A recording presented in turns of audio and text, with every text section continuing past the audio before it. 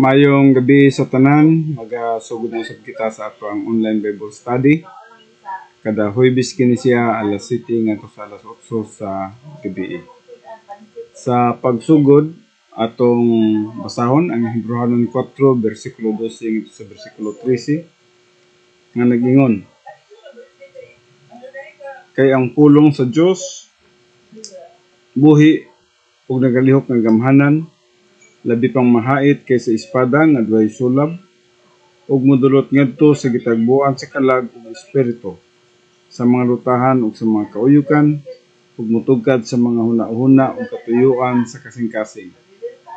Ug sa pananaw sa Dios, walay binuhat nga natago, hinunoa ang tanang butang, binuksan og dayag sa mga mata niya, kang kinsa magahatag raw niya kitag husay.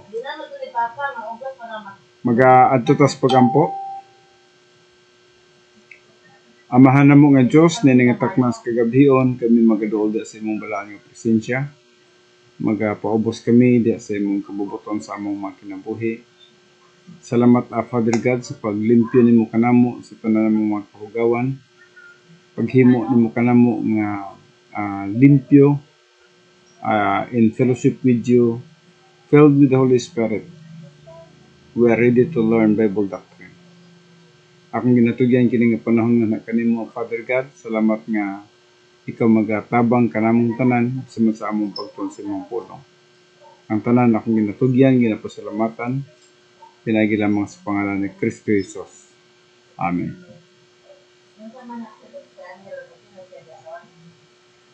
Kipadayon kita sa ato ang pagtuon sa spiritual self-esteem. Naibalo kitang ang spiritual self-esteem mo kini siya ang sinugdanan sa pagtikang sa usa ka magtotoo ngadto sa gitawag natong spiritual adulthood.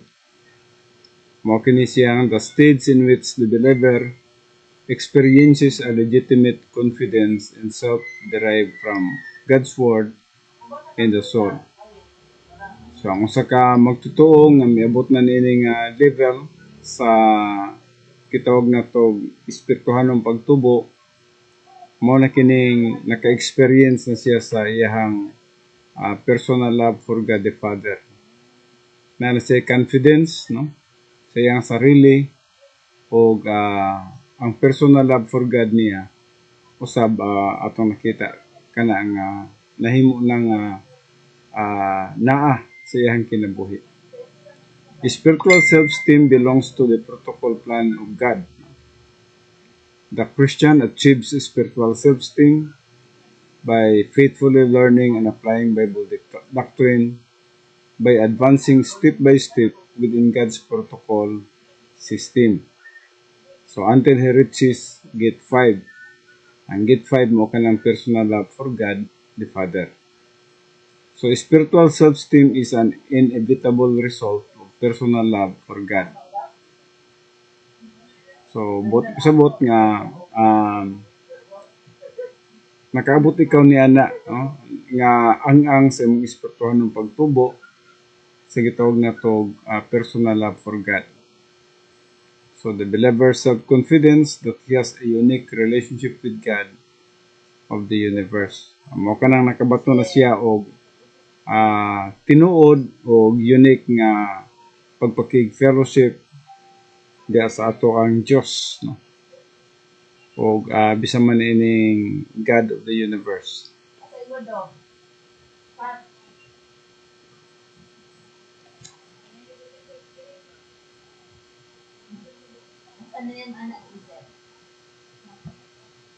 Now, spiritual self-esteem comes from the love for God and the spiritual assets he has provided, not from the believer's love for self-glory. So, dili na kini kanang alang sa kahimayaan sa usa ka magtotoo, kundi ang nasa iyang isip mo na ang kahimayaan sa atong Dios. Ug nahibalo kita niya na nga mahimaya lamang ang atong Dios sa dihang kita puno sa balaang espiritu o nagasunod kita sa protocol plan ng God. So unlike human self-esteem, which is based on human standards and achievements and is therefore inherently flawed. So kung magbase kita sa human self-esteem, nakabase lamang siya sa tawhanon nga standards, no?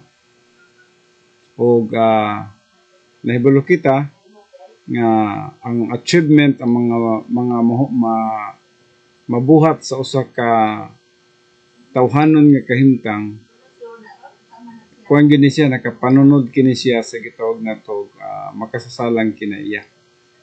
Busa kini siya dili madawat sa tubangan sa Dios. Ang spiritual self-esteem is based on God's absolute integrity and cannot be spoiled by human weakness or failure. So lahi ang human self-esteem, lahi ang spiritual self-esteem. Sa letter B dire, the believer with spiritual self-esteem loves his own soul. He who keeps understanding will find good. That is prosperity, no? Sa Proverbs 19:8. So he loves his own soul because he has filled his soul with wisdom from God.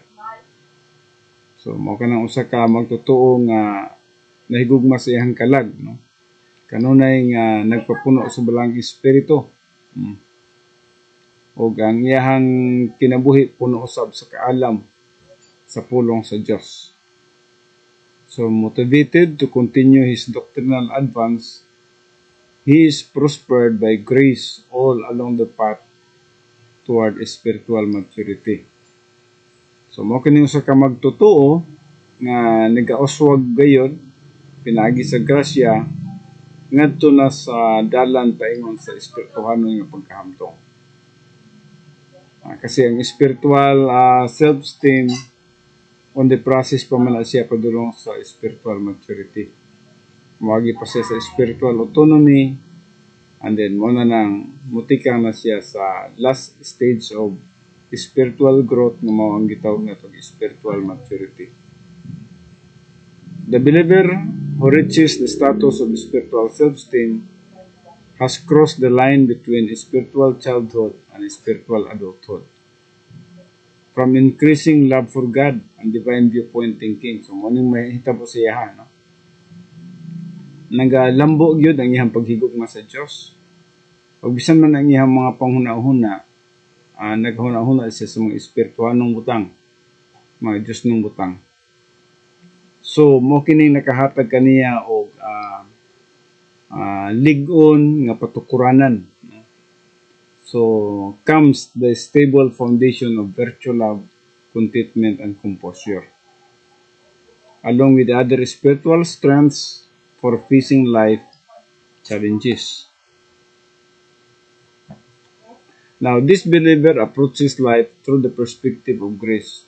Ibalugid kita nga dili man gud magatubo pud ang usa ka magtotoo kung wala gyud niya nga sabti ang panglantaw sa grasya. Kaya usahay ang atong hunahuna magiging dependenta sa atong abilidad, sa atong kaalam na dili man siya grasya, no? Ang grasya katong dependent kita sa gahom sa Dios. Dependent kita sa feeling of the Holy Spirit. So, ang uban nini nag-emphasize yun sa ilang trabaho o bisa man ang uban sa emosyon. Pero ang usa ka magtotoo nga nagatubo sa pagkahamtong, ang ihang panglantog yun mo ang grasya.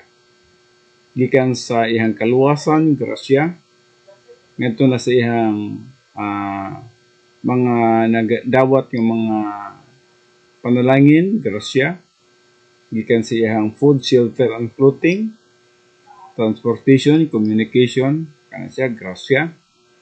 O wala siya magahuna-huna nga nakabaton siya sa mga butang nga pinaagi kaniya kung dili pinaagi sa grasya sa Dios. And then confident in his personal destiny and God's plan. He avoids the erroneous influence of other people and relies on the guidance of doctrine. Dili na siya dependent sa mga tao, no? Kundi nagkasalig na siya sa doktrina nga iyang nasabtan o kiya sa pulong sa Dios nga iyang nasabtan. So he orients to who and what he is, no? As a member of God's family. Nasabtan na niya ang iyang kaugalingon, orientado na siya kung kinsa siya isip nahimong membro sa pamilya sa Dios. Ug tungod niya na ang resulta, as a result, feelings of inadequacy and insecurity fade. So magkawala na itong imong pagbati sa imong pagka gitawag na ito dili ligon o ligdong o kakulangan. Kay ang imong pagtuog pagsalig naka-focus naman sa pagkagamahanan sa Dios ug tungod usab sa imong paghigugma sa Dios. Tungod niya na, because spiritual self-esteem refines the personality without suppressing individuality, this believer is able to find his perfect niche in life. So, in this stage, the believer is advancing rapidly and therefore vulnerable to failure. Now, hinunduman na to nga first level pa kini siya sa spiritual adulthood. Do ang usa ka magtutuo niini, nag-auswag siya, pero vulnerable pagyapon siya sa failure. So he is susceptible to distorting his newfound sense of confidence and forgetting the source of his strength, no? O sahay manggod niya na, no? Ang iyahang bagong nakaplagan nga confidence o iyahang nakalimtan ang iyahang kusog, usay mo balik pa manggod na siya, no? Usahay magkinabuhi pa siya nga nagsalig sa iyang abilidad, sa iyang buhat, sa iyang kaalam.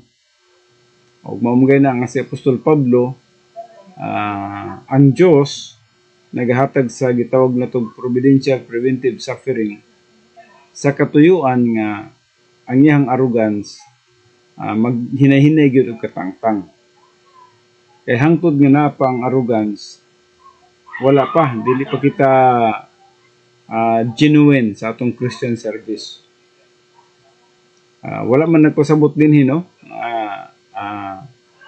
Dili kasi ang usa ka tao nga nakasabot sa pulong sa Dios di man gid pwede nga dili magapangalagad. Kinahanglan magapangalagad man gid siya, no? Pero ang iyang pagpangalagad dili pinagi sa iyang kusog kundi pinagi sa gahom sa bulang espiritu. Dili pod nagpasabot nga sige na lang tag tuon sa pulong sa Dios, unya wala na po application sa pulong sa Dios. Di man na mahitabo, no? Nagpasabot nga wa pa ta nagatubo sa pagkahamtong niya na kung walay application. Kinahanglan mailhan ang imong nasabtan sa pulong sa Dios, mailhan ang imong pagkahamtong sa dihang ang pulong sa Dios kina-aplikar nimo sa imong adlaw-adlaw nga pagkinabuhi. Nagaingon diri so God in His grace sends a special form of testing. Munang na mga testing sa atong kinabuhi. Providential preventive suffering designed to prevent him from falling into arrogance. Muna sa 2 Corinthians 12:7-10. So once passing the test, the believer's spiritual self-esteem turns into spiritual autonomy. So musaka dayon ka dinha sa ngadto na sa spiritual autonomy. Apan adunay mga testing sa atong kinabuhi sa level sa gitawag natong spiritual self-esteem. Ug mao kanang gitawag natong providential preventive suffering. Now, diri kita karon sa spiritual autonomy, which is nag-uswag siya og another level sa iyang espirituhanon nga pagtubo. Og nakalabang na siya gikan sa spiritual self-esteem, pinagi sa providential preventive suffering, og mao kana nga niabot siya diri sa spiritual autonomy. Sa spiritual autonomy, the stage in which the mental attitude begun in spiritual self-esteem is solidified and stabilized, allowing the believer to stand firmly on the tremendous spiritual resources in his soul. So, mo ni sa spiritual autonomy, no? Ang ang niya, the states in which the mental attitude, nga di nasugdan niya sa spiritual self-esteem, napalig-on kini siya, no? O napabarog kini siya. Sa dihang ginatugutan ang usa ka magtotoo nga magabarog nga malig-on on the tremendous spiritual resources in his soul. Unsa man ang mga spiritual resources sa iyang kalag, no? Mo kanang the Word of God, mga doktrina, and the power of the Holy Spirit. Mo nang mga resources, no? Nga kung aduna kaniya ng duha, the two power option, the power of the Word of God and the power of the Holy Spirit, mo na'y usay gyud nga nagpalig-on sa usa ka magtotoo nga diin nagiging lig-on og ligdong iyang mga desisyon sa kinabuhi diha sa pagsunod sa kabubuton sa Dios. So, bisan man sa spiritual autonomy, naghisgot gihapon siya dinhi. Nagyapoy gisgutan niya dinhi nga application sa pulong sa Dios, no? Dili pwede nga wala gi application. Puros man ni sila nagoy kuan ay testing og ang imuhang pag-apply sa pulong sa Dios. Ug ang application sa pulong sa Dios mo na gitawag nato og usa ka butang nga diin nagkinabuhi kita nga nagsunod sa iyang kabubuton. In the sense nga ang usa ka magtotoo obedient siya diya sa sistema sa plano sa Dios. So sa spiritual self-esteem nakita nato dinha na siya ay mga butang nga iyang pagatubangon o kinahanglan i-apply ni ang pulong sa Dios kay mo lagi na kung wala application sa pulong sa Dios unsa man lang di ay, no?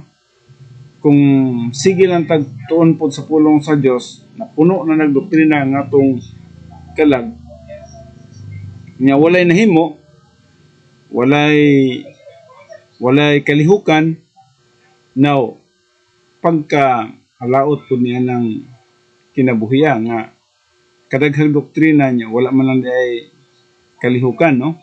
Wala man lang di ay gitawag na to application sa mga pulong sa Dios sa iyang kinabuhi. Alangan man pug moingon kita nga bata pa man, no, wala may bata diri sa spiritual self-esteem, spiritual autonomy. Mao man ganin gitawag nato kini sa spiritual adulthood na kini siya. Meaning nagtubo ka na. So sa imong pagtubo kuan na din na, no, kaakibat na niya na o kauban na niya na ang gitawag nato espirituhanong pagpangalagad. So in modern usage, autonomy expresses independence, no? So self-determination, self-direction. So in the Christian way of life, spiritual autonomy is freedom of exercising royal prerogatives within one's own palace. And that is the divine dynasphere, no? So spiritual autonomy is the dynamic state of spiritual self-esteem. Mo nang natay subject ni spiritual dynamic. So kung naka sa spiritual autonomy, usa siya ka dynamic nga kahintang kaysa gitawag na to spiritual self-esteem. Mas taas siya og level gamay kaysa spiritual self-esteem. Now, spiritual autonomy is spiritual self-esteem with muscle. So, muna yung giskutan din no, nga buti po sabot sa spiritual self-esteem, murag awkward pa kayo ang imong spiritual nga kahintang, ando nagatubo na ikaw sa spiritual adulthood. Pero diri sa spiritual autonomy, murag ang imong espirituhanong pagtubo diha sa spiritual self-esteem nagpasabot nga murag naa siya ka ng braso na kalig-on na niya, no? Murag mas more confidence ka na sa imong spiritual life. So the powerful extension of the spiritual self-esteem that strengthens the believer's self-control, self-restraint, and poise. So, muna ni, no? Ang self-esteem that strengthens the believer's self-control, di ko na imong pagpugong sa kaugalingon, di ko na imong mga pagpili, ang imong pagpili kuana kanang ligdong na self-restraint, pagpili gyapon kini siya nga nanakiinsaktong pagpugong, and poise, no, the ability to think even in pressure, no. So ang imong kinabuhi makahuna-huna paghihapon sa mga nindot nga mga butang, mga espirituhanong butang, bisan man og you are under pressure, no? You are under sa mga problems, mga disaster, calamities. So napagyapon sa imong isip ang pagbarog diha sa espirituhanon nga kimtang. So the believer in the status is oriented to reality with divine viewpoint. Paramount in his life, he can apply Bible doctrine more consistently in adversity as well as in prosperity. Muna sa Philippians 2 verse 5, no? So, morning kahimtang sa usa ka magtutuo nga na-orient na nga to sa reality, no? Aduna sa mga Diyos nun nga mga panghuna-huna, diya sa iyahang kinabuhi, o anytime iyang gina-apply ang pulong sa Diyos, ang mga doktrina, more consistently, meaning mas consistent na siya sa pag-apply sa mga doktrina. So, muna yung gisgutan niya din nga, naghihapon ang gitawag na to application lagi, no? Wala ginaingon nga mawala ang application. When you learn, you need to apply. So, he can apply Bible doctrine more consistently in adversity as well as in prosperity. So, magsunod gina siya. Dili gina mahimo nga wala gid ang application, no? Ang application resulta kana siya sa imong nasabtan nga pulong sa Dios sa imong kinabuhi. In fact, namang gyapon application bisan man sa katong spiritual childhood, pero kanang application lagi dito usahay dili matinuod, pangitaon kayo ang tinuod, no? So tungod kay bata pa man, no, malingla pa man, madala pa man sa mga kalibutanong butang. Pero kung maabot na ka din sa spiritual autonomy, wala na, ligon o ligdong na ang imong baruganan diya sa mga prinsipyo sa pulong sa Dios, ligon na ang imong mga desisyon diya sa pagpili sa mga espirituhanong butang. So mo ka na nga ang priority number 1 nimo, mo na ang gitawag nito pag-aplika sa pulong sa Dios. So learning and application of Bible doctrine or perception and application of Bible doctrine, mo na nang mag-uban diya sa imong kalag. So there is no need for counseling or approval from human sources, no? Di na ka magsalig na, no, sa tao. Sumala pa sa Jeremiah 17:5 kay curse is a man who put his trust on man, no? So because he is fully dependent on guidance from doctrine learned, as well as on his spiritual dynamic to apply that doctrine without distortion. So, ang tanan diri atong mahibaluan nga application gyud, no? Application kung unsang imong nahibaluan. So dili lang perception lang, kundi application pod sa imong nahibaluan. So with this greater confidence in the grace and power of God comes control of his own life, along with the strength to refrain from interfering in the lives of others. Kini kuya man no?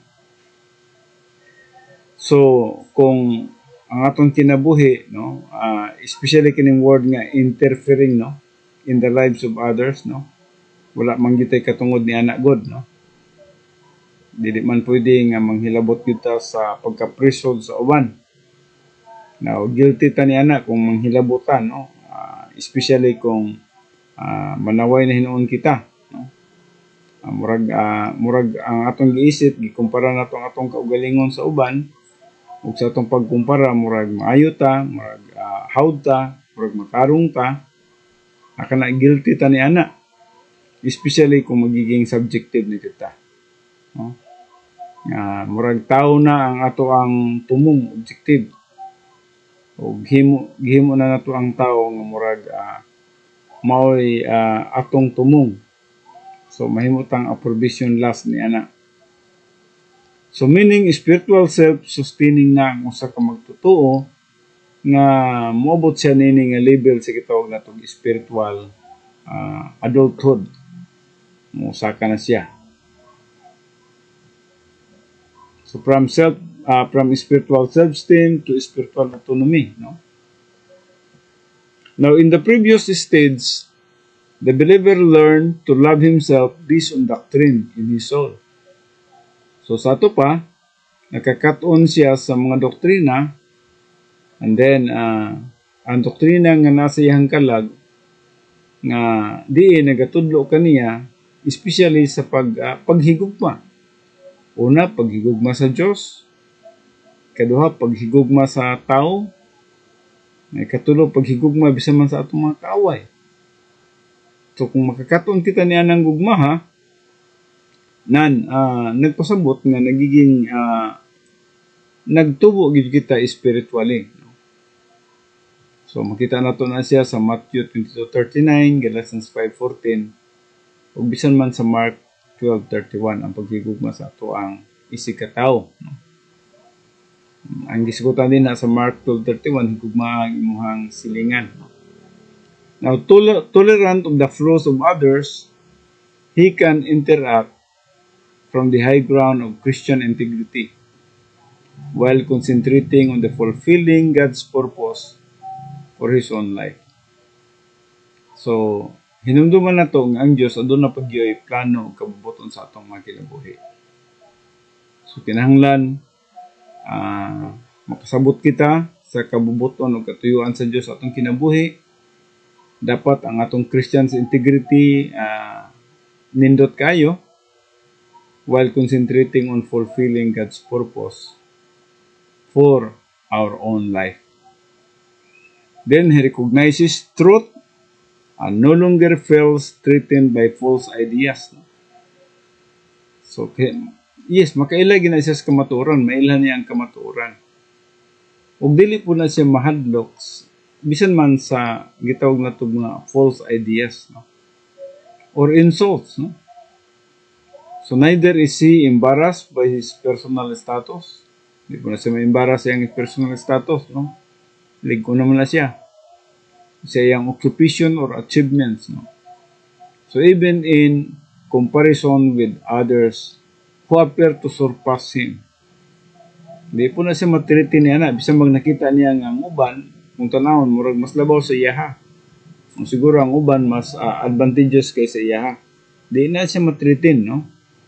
Nga naman, tungod kay nagtubo man siya. So instead, he lives within his human limitation to the execution of God's plan, except for one's own negative volition toward God's word. So muning iyang kahimtang. Nagkinabuhi siya within his human limitation to the execution of God's plan, except for one's own negative volition towards God's word.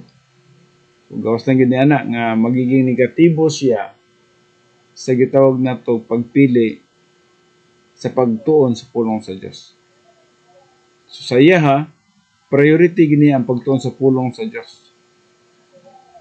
So with spiritual autonomy, the believer receives preparation for the final approach to maturity. So, dinhi nga kahimtang kung moabot man gud sa spiritual autonomy, sama ra ning kini nga magtotoo nakadawat na og andam na o prepared na para sa final nga approach to maturity.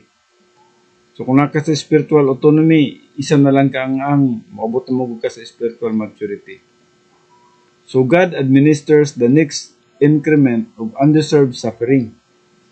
So So mao nang atong nakita din ha nga once nga nana ka sa spiritual spiritual autonomy, ready na usab ikaw niini sa gitawag nato next increment of undeserved suffering. Now, bantayan na to kay naay mga momentum testing din kining momentum testing, apil na nini ang people testing, mga disaster testing, system testing, no? To testing. So, kinahanglan malabangan po din nato, no? So, undeserved suffering, momentum testing to sharpen the believer's ability to handle challenges related to people. Ano yung momentum testing, no? Pahaiton pa gyud ang atoang gitawag na to kahimtang pinagi ning gitawag momentum testing. Sa katuyuan nga ang usa ka magtotoo maka-handle siya o aduna siya ability sa pag-handle bisan man sa mga challenges related to people testing, to testing, system testing, and disaster testing. So despite intense suffering, spiritual autonomy allows for problem solving that takes the suffering in stride and moves forward to the final objective in the spiritual life. So yun na lang kinabuhi. So matag level sa tuwang spiritual ng pagtubo, adunay gitawag na to og mga testing. Spiritual self-esteem, adunay providential preventive suffering. Nga ang katuyuan niya na dili ta magsalig sa ato ang kaugalingong kusog o kaalam. Arrogance mo na siya. Dili magsalig kita diya sa gahom sa balaang espiritu. Dahil pagkabot sa spiritual autonomy, na samot gamay og kadigo ng ato ang pagtuog pagsalig sa Dios, atong paghigugma sa Dios. And by that, dili na kaay nato ginapangita ang approbation last, kundi ang atong tumong, atong objective mao na nga ang Dios mahimaya na sa atong mga kinabuhi pinagi sa pag execute sa plano sa Dios through the power of Holy Spirit. So muna no. Then despite intense suffering, spiritual autonomy allows for problem solving that takes the suffering in stride and moves forward to the final objective in the spiritual life. So, unsa man ning the final stage of spiritual life? Mano ning gitawag og spiritual maturity. So, nanata sa ikatulo, from spiritual self-esteem, spiritual autonomy, and then nakita karon sa gitawag spiritual maturity. Mo kini siya ang pinakataas, the highest goal sa espirituhanon nga pagtubo. Kining gitawag nato spiritual maturity. So, letter A, the stage in which no difficulty in life too great for the divine wisdom is in the believer's soul. So, ang hitabo nini, loaded na tas pulong sa Dios, puno na tas pulong sa Dios, puno na ta og divine viewpoint, na natay divine wisdom di sa atong kalag. So, the stage in which no difficulty atong nakita din nga nini nga level para sa tuwa murag masayon na lang ang kinabuhi bisan mag-adunay mga pagsulay. Atong makita kana siya sa pulong sa Dios, daghan kay mga Bible character nga ang lisod tan-awon sa tao nga kahimtang sayon na lang para sila. Ngano man kabalo naman sila mosalig sa Dios sa ilang mga pagsulay. O bisan man gani sa ilang mga kinabuhi kung kuhaon sila pinagi niya ng mga pagsulay, makadawat man gani sila, no? O, kana tungod kay nagatubo na lagi sa espirituhan ng pagkamto. Letter B, the ultimate objective and victory in the spiritual life of the church is kining gitawag nato spiritual maturity. Letter C, the spiritually mature believer carries the status of spiritual winner and an invisible hero and has impact on human and angelic conflict. So nagpasabot nga nahimo gyud siyang espirituhanon nga hamtong nga magtotoo. So mao kining usa ka magtotoo nga mahimo siyang invisible hero or spiritual winner, no? O mahimo siyang impact sa kasaysayan sa tao o bisan man sa kasaysayan sa manulundaong gubat. So letter D, a companion term to spiritual maturity is cognitive invincibility, which illustrates the mature believer's superior strength of soul from maximum metabolized doctrine circulating in the stream of consciousness, resulting in maximum function of wisdom in the form of all 10 problem-solving devices. Now, just remember nga, dapat ma-memorize na to ng 10 problem-solving devices, no? Kaya mo ka na'y solusyon sa matag problema nga atong pag-atubangon, no? Gikan sa gitawag na to sala. Kabalutan mo balik sa 1 John 1:9 o rebound technique. Then, filling with the Holy Spirit. Kung magapangalagad ka nga sa tawhanon nga kahintang, wa mo kay power. So, nahibaloy ka nga unsaon nga magpapuno sa balang espiritu. Because we are commanded to be always filled with the Holy Spirit. Muna, importante ka ng feeling of the Holy Spirit. Faith trace drill. Nga makabalo ka nga magsalig sa Diyos. Kaya na diha ang power sa dihang kita nagatuo. There is no power sa dihang wala kita magatuo sa pagkagamahanan sa Diyos. So, mo ka ng importante ang faith trace drill. Doctrinal orientation. Kinahanglan doktrinado jud ka sa pulong sa Diyos. Then grace orientation, dapat grace oriented ka, dili ka legalist, no? Dili ka nagapanghilabot sa uban, no? Dili ka naga-exploit o gitawag nato ng loko sa uban, no? Ang grace orientation nagpasabot nga nakasabot ikaw o unsaon pag respeto sa imong isig ka tao. Ang grace orientation nagpasabot nga nakasabot ikaw sa privacy sa uman. Ang grace orientation nagpasabot nga gi-maintain nimo ang imong pagkapari, ang imong priesthood, maintain ang imong pagpakig-fellowship kauban sa Dios. Ang gitawag nato og kining usa ka magtotoo nga diin grace oriented, nagpasabot ka na siya, no? Nga nagapangalagad ka na siya, dili siya ang gahom kundi sa gahom sa balang espiritu. So daghan pa na siya mga subjects din nga dapat masabtan nato sa grace orientation. Apan dili man grace orientation ang atong subject, basta naghatag lang kita og pipila ka mga example. So usa ka invisible hero, no? Usa ka spiritual winner, no? And then adunay impact sa human history o bisan man sa angelic history. So, a companion term to spiritual maturity is cognitive invincibility, which illustrates the mature believer's superior strength of soul from maximum metabolized doctrine circulating in the stream of consciousness, resulting in maximum function of wisdom in the form of all 10 problem-solving devices. Sa akong gingon, kinahanglan ma-memorize ko ning napulo, no? Gikan sa rebound technique, filling with the Holy Spirit, faith trace drill, sa doctrinal orientation, grace orientation, personal sense of destiny, then personal love for God, and personal love for all mankind, kini nang gitawag na to occupation with Christ and sharing the happiness of God. Divine happiness, no? So, kung nakining napulo ka mga problem-solving device sa tuwa o na-memorize na ito kini siya, now sigurado kita nga nakita panglaban sa adlaw-adlaw na itong pagkinabuhi, no? Magamit man na ito kini siya sa ato ang pag-atubang sa mga circumstances.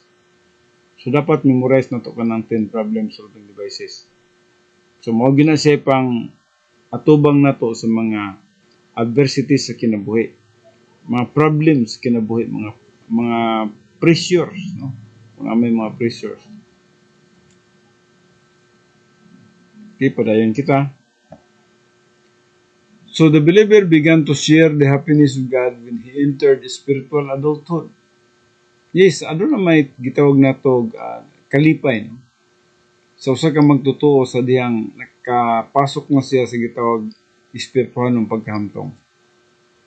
Now, having reached the status of spiritual maturity, his happiness is made full or complete. So, aduna lay kalainan dito sa gitawag na to spiritual self-esteem o spiritual autonomy. Do nakabato na kita niya na og divine happiness, ato na kana siyang nasabtan nga magmalipayon kita dili sa mga pleasures kalibutan, dili sa mga butang atong angkon, kundi tungod sa espirituhanon nga pagtubo nga nakitay happiness, no? Apan mas labaw gyud ang atong kalipay sa dihang moabot kita sa spiritual maturity. Busag ingon din na having reached the status of spiritual maturity, his happiness is made full. Mao ni makita nato sa Ephesians 3:19, nagiskot mi tungod sa usa ka magtotoo nga nagkatubo gyud, pleroma believer, nagtubo sa pagkahamtong. Nga din sa John 15:11 nagiskot mi tungod sa kalipay ni Kristo nga anaa kaniya, o bisa man sa Hebrews 12 verse 2, no? Nga nagiskot gyud mi tungod sa tinuod nga kalipay nga bisan man sa mga pagsulay ni Kristo Jesus dito sa cross, nagsit siya og modelo alang kanato nga diin nagmalipayon siya in spite ng sa mga pagsulay sa iyang kinabuhi. Then so many principles, so many doctrines, verses and concepts has been transferred into his soul that the Word of God shapes his thoughts, decisions, and actions. So, yun na ang nagapanghitabo. Adunay mga prinsipyo, mga doktrina, mga bersikulo, mga konsepto nga diin na-transfer na dito sa iyang kalag. Busa ang pulong sa Dios mo'y gitawag na tog nagabago sa iyang hunahuna, nagausab sa iyang mga hunahuna, sa iyang mga desisyon, o bisa man sa iyang aksyon, sa iyang mga binuhatan. No? So this mental clarity allows him to face any frustration, any hardship, or above all, any blessings of prosperity with an attitude of total contentment and trust in God. So kabalo na siyang modalan nini, no? Na may mga pagsulay sa iyang kinabuhi, atong nakita nga ang iyang gitawag na to, ngihang kalag, puno sa pulong sa Dios, ug ang pulong sa Dios mo'y usab, no? Sa iyang mga panghuna-huna, bisan man sa iyang mga desisyon, o bisan man sa iyang mga ginabuhat. So, ato makita dinhi ang gitawag na to sinugdanan gyud sa gitawag na to tinuod nga kabag-uhan sa usa ka magtutuo sa diyang maabot na siya sa spiritual adulthood. Makadawat naman siya sa tanang mga butang, o bisan mag-unsay mahitabo siyang kinabuhi, makadawat siya. So the mature believer is in fact a living demonstration of the grace of God. So mo na siya, ang usa ka hamtong nga magtutuo. Na nagkinabuhi siya nga din usa ka demonstrasyon or usa ka modelo, no, of the grace of God.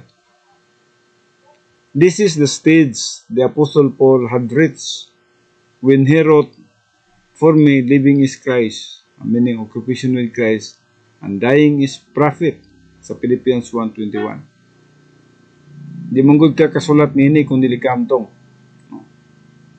Pero kung hamtong ka na, mo na nang moingon ikaw, "For me, living is Christ, and dying is profit."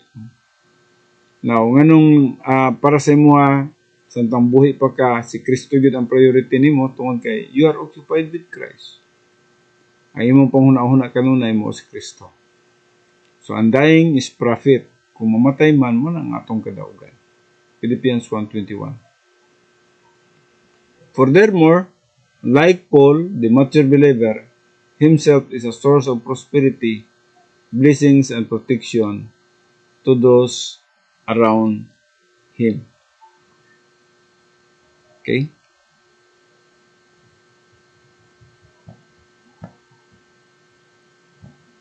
Now, dito na kita sa katapusan. So, reaching maturity also means the believer is set apart for evidence testing. Now, mo sa po ni ka badayanan na to, no? Kaya kung mabot kita sa maturity, kini nagpasabot usab sa magtutuo nga posible siyang ibutang diha sa gitawag nato evidence testing. Now, sama na kini siya sa kahimtang ni Job. No? Kini siya gitawag nato the highest honor on earth. Pinakataas, no? Pinakataas nga dungog sa kalibutan. O yes, sa ako nang gitudlo dito sa ato ang Women's Fellowship nga kining gitawag na to evidence testing. Unique kini siya sa usa ka tawo nga mahatagan nini. Nagpasabot nga kanang nga tawo ani abot gyud siya sa level sa taas nga ang sa espirituhanon nga pagkahamtong. Nga din ang iyang kinabuhi iyang nadawat o iyang madawat ang pinakataas nga dungog sa iyang pagkinabuhi sa kalibutan pa. Now kini siya nga dungog dili lamang tawhanon kundi espirituhanon nga dungog. Nga din nagkinabuhi siya diha gyud sa gitawag na to Christian's integrity. Makita ang iyang tinuod nga pagkakristohanon, ang tinuod nga testimonyo sa usa ka Kristohanon, yes, matunggan diha kaniya. O ang iyang pagkinabuhi na himong insakto nga example o modelo bisan man sa iyang mga contemporaries, no? O bisan man sa mga next generation. So he is in effect called to God's witness stand, where his life is presented as evidence against Satan. Kuyaw na, no?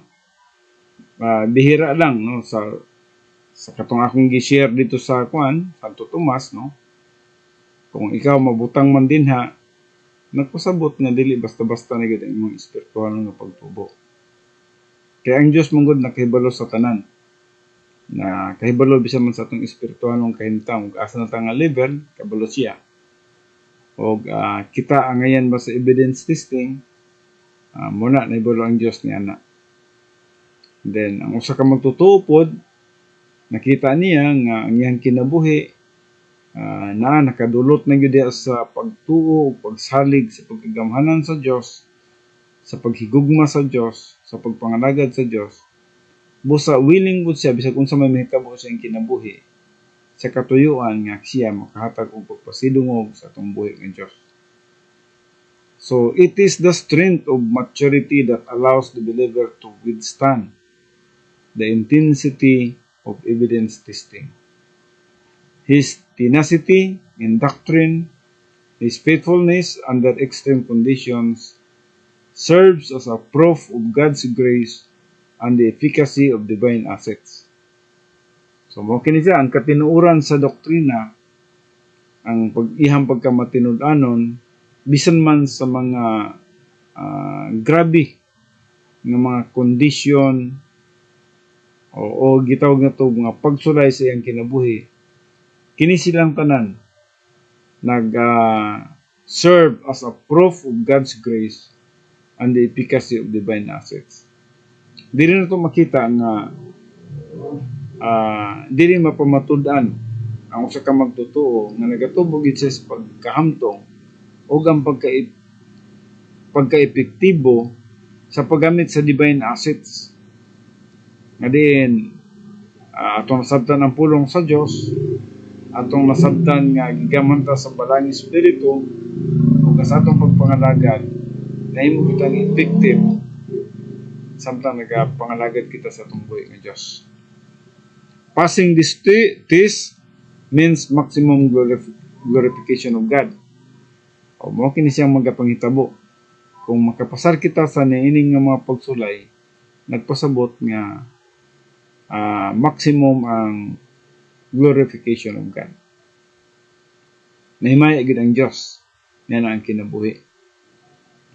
Tungod kay kana nga kinabuhi, dili lamang nga makita sa tao nga nagapangalagad sa Dios, kundi bisan man sa Dios nakita niya. Nasabtan niya nga kanang tawhana nagkinabuhi nga espirituhanon. Kanang tawhana nangalagad sa Dios tungod kay aduna siya gitawag nato og pagpakigsandurot kauban sa Dios. So dinha ang gitawag nato kinabuhi nga hamtong or espirituhanon nga pagkahamtong. So the mature believer must keep preaching forward to what lies ahead. So mo ning usa ka hamtong nga magtotoo. Sumala pa sa Pilipos 13, no? Ang usa ka hamtong nga magtotoo, makanunayon gyud na siya nga nagapadayon, nagaabante, naga-forward. Kay ang iyang tinguha gyud, mao gyud ang kadaugan. So reaching forward to what lies ahead. Sige gyud, kamas gyud na siya. So ang iyang puntaryas kinabuhi mao nga abante gyud des pagpangalagad. So he exploits the victory of maturity which he achieved. No? So buti pasabot nga mao nang iyang kinabuhi nga iyahag yung paggagamiton ang iyang pagkahamtong nga may aplikar niya sa adlaw-adlaw nga pagkinabuhi nga din magmadaogon siya. Dili ni siya muundang, no? Never ceasing to apply truths. So application na po, no? Dili pwede nga muhunong siya sa pag-aplikar sa kamatuoran that he learn moment by moment until he crosses the finish line into eternity. So mo kining kinabuhi sa usa ka magtotoo, no, nga nagatubok nga sa pagkahamtong, kuan gyud siya, iyang i-exploit the victory of maturity which he achieved. No? Kung asa man siya nga level sa iyang espiritu ng paghamtong, iyahagin ng ikuan, iyahagin ng gitawag na to, i-grab ang mga opportunity, no? So, dili na siya magahunong sa pag-aplikar sa kamatuoran, ngayon nagkatunan, moment by moment, hangtod nga maabutan niya ang katapusan niya nga linya sa pagkinabuhi sa kalibutan o nga mutabok siya ngadto na sa gitawag na to, eternity. Either pinagi sa kamatayon or pinagi sa paggitawag nito pagsakdaw sa tanan ng mga magtotoo. So mo kini ang ato ang ginatun-an, no? Ang spiritual adulthood atong gitagsatag sa kini sa gikan sa spiritual self-esteem, then providential preventive suffering, and then spiritual autonomy na napuditha ang gitawag na to momentum testing. And then, pag muadto na siya sa spiritual maturity, and then, naana diha ang gitawag na to, evidence testing. O diri sa evidence testing, dili mapagduta dapat mahadlok nini, no? Kay, ang Ginoo, iba lumantang naa siya uban ka na to. Mo ka ang giyon sa Roma 8:31, 32, if God is for us, who can be against us? No? Natay kusog. O kanunay lang kita nga naga-dependent sa gahom sa balang espiritu natay kusog. Makalahutay kita hangtod sa katapusan natong pagginhawa ining kaributan. Dili lang ta dependent sa tuang abilidad o kusog. Kinahanglan nga dependent kita diha sa gahom sa balang espiritu nga gihatag sa Dios nga ni kanato sa takna kita naluwas.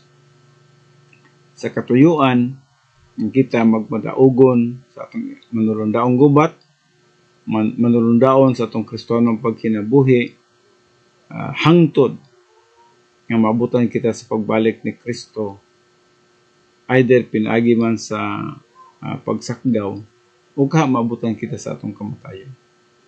Nga diin nagkapangalagad kita sa atong buhi nga Diyos, atong gina-exploit ang mga opportunities samtang niya pagkita nining kalibutan na, kaya nahibalo kita nga luyon nining kalibutan na wala naging opportunity kundi mo na ang atong pag-atubang sa Ginoo dito na sa gitawag na to Bema Seat Judgment. Paghatag na sa mga ganti base sa mga espirituhanon nga production samtang buhi pagkita nining nga kalibutan. So sa mga kaigsunan, I just do hope nga doon na kita nakatunan sa atong pagtuon karon. I do pray nga ang pulong sa Dios tinuod gyud nga nagausab sa atong mga kinabuhi diya sa espirituhanon nga lambo, espirituhanon nga pagtubo, ug nga nagkinabuhi kitang espirituhanon, nagkinabuhi kitang in fellowship with God, moment by moment o matag panahon sa atong kinabuhi. Mao gina ang katuyuan sa Dios nga diin magkinabuhi kitang in fellowship with God moment by moment. O karon mo na kita sa atong pagampo aron sa pagtapos. Amahan namo nga Dios niningatak na sa kagabhion kami maghatag sa among pagpasalamat nga kanimo tungod sa panahon nga gihatagan ni kanamo nga din kami adunay tsansa, adunay panahon nga among mabuhat ang mga buluhaton through the power of the Holy Spirit diha sa pagtuon sa imong pulong. Salamat Father God nga wala gid ikaw nagakulang ang hikanamo. Og salamat usab bisan man sa imong pagtugot kanamo nga nakasulod na usab kami. Bisan man sa bagong tuig 2026. Nga din another opportunity, another privilege sa among mga kinabuhi. Nga din kami makapangalagad panganak kanimo. Naibalo kami Father God nga samtang buhi pa kami, napa ang imong grasya, napang opportunity diya sa pangalagad nga kanimo. Kaya ang imong katuyuan gid sa among kinabuhi. Kung kami nagatubo man ngadto sa pagkantong, nga kami magapangalagad gid nga kanimo. Walay usa ka tawo nga hamtong nga wala nagapangalagad. Imposible ka na nga magapanghitabo, Father God. Busa, salamat bisan man sa imuhang padayon nga pagtabang sa matag usar nimo ka mga kaanakan. Nga din kami moabanti gyud kami hinay-hinay kami kuswag ngadto sa espirituhanong pagtubo. And by that, adunay tinuod nga kausaban sa among mga kinabuhi sa dihang maabot kami sa espirituhanong pagkahamtong ug nga magapangalagad kami genuinely filled with Holy Spirit. Nga ang Christian way of life namo dili lamang kawang kundi genuine production, Father God. Nga kini madawat sa mga tubangan. Kining tanan ako ginatugyan, ginapasalamatan ng madawat, pinagi lamang sa pangalan ni Kristo Jesus, atong Diyos ug atong manluluwas. Amen.